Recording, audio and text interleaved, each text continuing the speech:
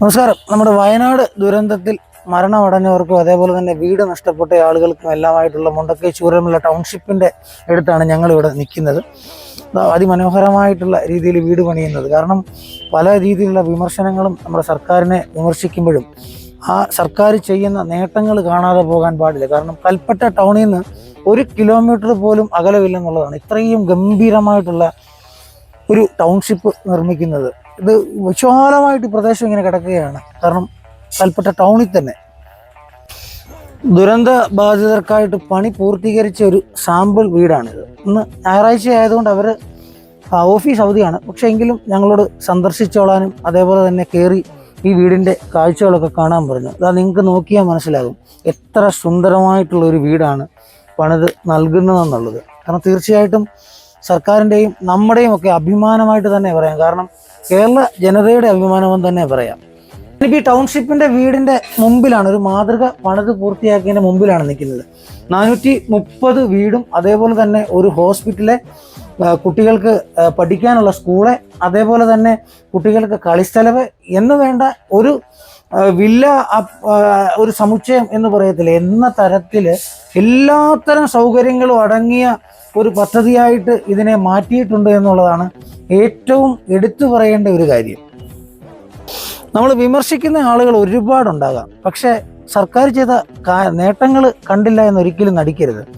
കാരണം കേന്ദ്ര സർക്കാർ 1 രൂപ പോലും വിഹിതം തരാതിരുന്ന സമയത്ത് ഇത്രയും വലിയ ദുരന്തം ഉണ്ടായപ്പോൾ ആ ദുരന്തത്തിൽ വന്ന ആളുകൾക്ക് കൈത്താങ്ങായിട്ട് നിന്ന പിണറായി വിജയൻ്റെ LDF സർക്കാർ ചെയ്യുന്ന ടൗൺഷിപ്പാണ്.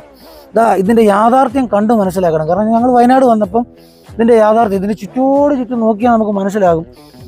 ഏറ്റവും അനുയോജ്യമായിട്ടുള്ള നല്ല സുന്ദരമായിട്ടുള്ള വാർക്ക കെട്ടിടങ്ങളാണ് ഇവിടെ ഒരുങ്ങിക്കൊണ്ടിരിക്കുന്നത്.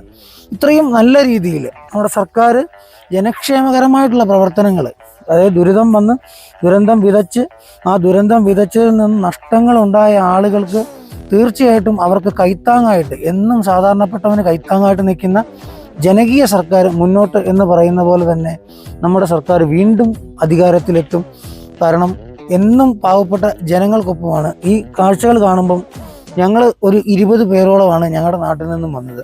ആ 20 പേരുടെയും മനസ്സ് അലിയിക്കുന്ന രീതിയിൽ ഉള്ള കാഴ്ചകളാണ് നമ്മളിവിടെ കാണുകയും ചെയ്യുന്നത്. നമ്മുടെ ചൂരൽമല ദുരന്തത്തിൽ വീണുപോയ ആളുകൾക്ക് വീട് വെച്ച് നൽകുന്ന ഒരു വീടാണ്. ആ വീടിൻ്റെ ഉൾവശത്തേക്ക് നമ്മൾ കയറുകയാണ്. ഇതാണ് ആ വീടിൻ്റെ മാതൃകയും അതിൻ്റെ ഉൾവശവും. എത്ര ഭംഗിയായിട്ടാണ് ഒരു സർക്കാരിൻ്റെ കരുതൽ എന്നുള്ളതും, അതേപോലെ തന്നെ പിണറായി വിജയനെ നമ്മൾ എന്നും ഓർമ്മപ്പെടുത്തുന്ന ഒരു രീതിയിലൊരു പദ്ധതി. കാരണം പല ദുരന്തങ്ങളും കേരളത്തിലും ഇന്ത്യയിലും അടക്കം പല സംസ്ഥാനങ്ങളിലും ഉണ്ടായിട്ടുണ്ടെങ്കിലും ഇത്തരത്തിലൊരു അതിജീവനം എന്ന് പറയുന്നത് അത് വളരെ മഹത്തരമായിട്ടുള്ളൊരു കാര്യത്തിൽ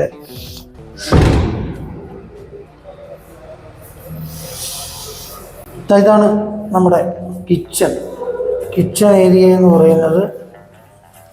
ഇതാണ് കിച്ചണിൽ നിന്നും നേരെ നമ്മൾ ഹാളിലേക്ക് എത്തി.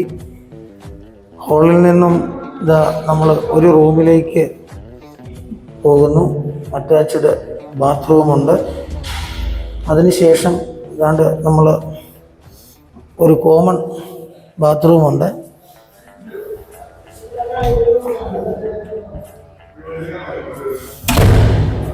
അതിൻ്റെ ഓരത്ത് തന്നെ ഒരു റൂം കൂടെ ഉണ്ട്. ഇത്ര മനോഹരമായിട്ടാണ് ഈ ഒരു വീട് സർക്കാർ നിർമ്മിച്ച് നൽകിയിരിക്കുന്നതെന്ന് നമുക്ക് കാണുവാനായിട്ട് സാധിക്കും. ഏകദേശം 430 വീടോളം, അതായത് മണ്ണ് ഒലിച്ച് മണ്ണ് എടുത്തുകൊണ്ട് ദുരന്തം വിതച്ച് പോയിടത്ത് 430 വീടോളം നമ്മുടെ LDF സർക്കാർ, പിണറായി വിജയൻ്റെ സർക്കാർ, ജനക്ഷേമകരമായിട്ടുള്ള ജനങ്ങൾക്കൊപ്പം എന്നും നിൽക്കുന്ന സർക്കാർ ചെയ്തു കൊടുക്കുന്ന 430 ഈ മാതൃകയിൽ കാണുന്ന സുന്ദരമായിട്ടുള്ള 430 വീടാണ് നിർമ്മിച്ച് നൽകുന്നത്. ഞങ്ങൾക്കും വളരെ സന്തോഷമുണ്ട് ഈ ഒരു കാഴ്ച വയനാട് സന്ദർശിച്ചപ്പോൾ ഞങ്ങൾക്ക് കാണാൻ സാധിച്ചതെന്നുള്ളത്. വളരെ അഭിമാനത്തോടെ നമുക്ക് പറയാൻ പറ്റും. ഒരു കേരളീയനായതിൽ അഭിമാനിക്കുന്നു എന്ന് തന്നെ നമുക്ക് പറയാൻ സാധിക്കുന്ന തരത്തിലുള്ള ഒരു മാതൃകാപരമായിട്ടുള്ളൊരു പ്രവർത്തനമാണ്. ദുരന്തം വിതച്ച് ദുരന്തത്തിൻ്റെ ഇരയായ ആളുകൾക്കൊപ്പം നിൽക്കുന്നു എന്നുള്ളതാണ് ഏറ്റവും വലിയ പ്രത്യേകതയും.